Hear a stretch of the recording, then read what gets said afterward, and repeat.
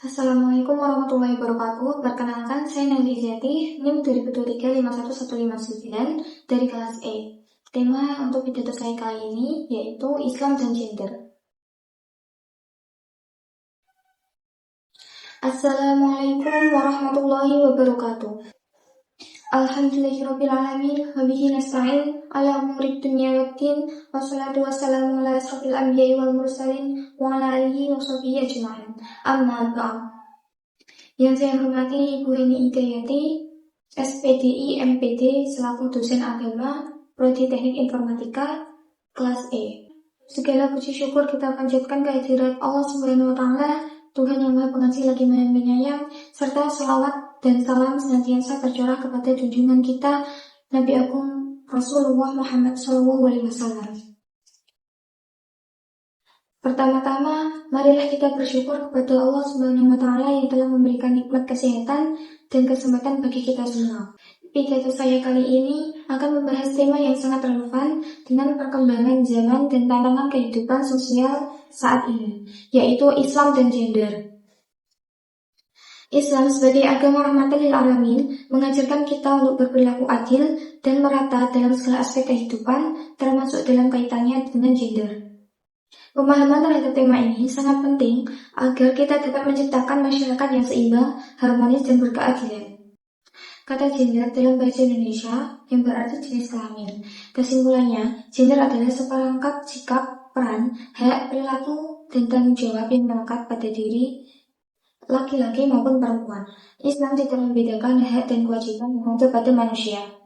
Allah menciptakan bentuk fisik dan tabiat wanita berbeda dengan pria. Kaum pria diberikan kelebihan oleh Allah Subhanahu wa taala sehingga diberi tanggung jawab untuk menjadi imam atau pemimpin kaum wanita. Dalam perspektif Islam, semua yang diciptakan Allah Subhanahu wa taala berdasarkan kodratnya masing-masing. Dengan begitu, yang pertama meliputi pandangan Islam tentang gender. Islam mengajarkan bahwa pria dan wanita adalah makhluk yang derajatnya setara di hadapan Allah, meskipun memiliki peran yang berbeda sesuai dengan fitrah yang diberikan olehnya. Allah berfirman, dan aku tidak menciptakan jin dan manusia, melainkan supaya mereka menyembahku. Quran Surat Az-Zariyat ayat 56. Yang kedua, keadilan dan kesetaraan.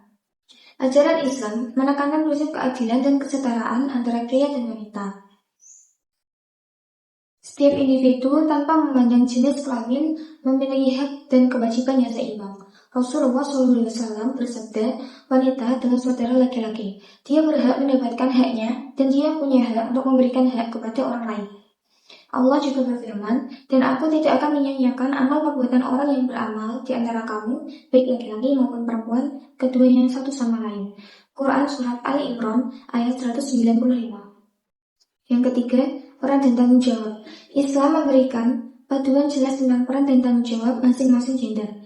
Baik pria maupun wanita memiliki peran yang saling melengkapi dalam bentuk keluarga yang harmonis dan masyarakat yang berkeadilan. Yang keempat, pendidikan dan pemberdayaan. Islam mendorong pendidikan dan pemberdayaan bagi wanita. Rasulullah bersabda, mencari ilmu adalah kewajiban bagi setiap muslim, laki-laki maupun perempuan. Pendidikan dan pengetahuan adalah hak dan tanggung jawab setiap individu tanpa memandang gender. Yang kelima, pencegahan kekerasan dan perlindungan. Islam menentang segala bentuk kekerasan dan menekankan perlindungan terhadap hak perempuan.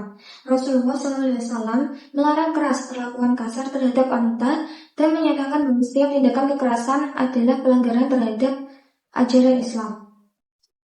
Dalam hal ini, sebagai umat Islam, kita diarahkan untuk memahami bahwa gender bukanlah perbedaan yang menciptakan ketidaksetaraan, melainkan merupakan bagian dari rancangan Allah Subhanahu wa taala yang perlu kita pahami dan jalankan dengan sebaik-baiknya.